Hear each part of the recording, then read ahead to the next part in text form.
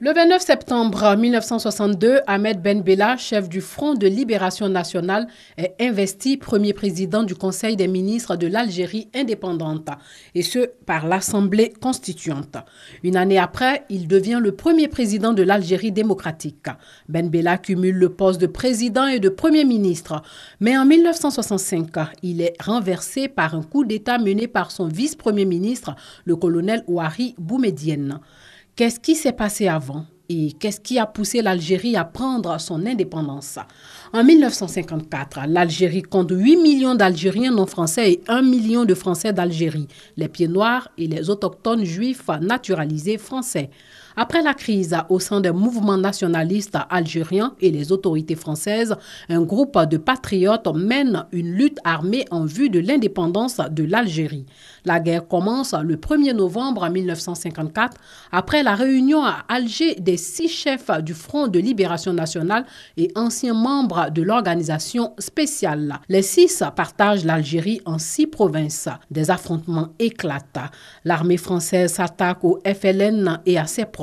Le FLN met en place une résistance à travers sa branche armée, l'Armée de Libération Nationale. La guerre prend fin le 19 mars 1962. Le 1er juillet 1962, les Algériens votent massivement pour l'indépendance avec plus de 99% en faveur du oui. Le 3 juillet 1962, l'indépendance de l'Algérie est proclamée.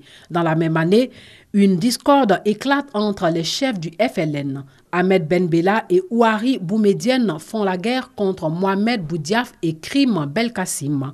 Ahmed Ben Bella et Houari Boumedienne prennent Alger le 4 septembre 1962. Devenu président de l'Algérie indépendante en 1963, Ben Bella tente d'implanter le socialisme autogestionnaire, mais il ne reste pas longtemps à la tête de l'Algérie. Le 19 juin 1965, Ahmed Ben Bella est renversé par son compagnon ministre de la Défense et vice-président Houari Boumedienne. Il est par la suite emprisonné. En 1981, Ahmed Ben Bella est gracié et libéré par le successeur de Boumedienne, Chadli Benjedid. Ben Bella s'exile à l'étranger, en France notamment, où il fonde le mouvement pour la démocratie en Algérie.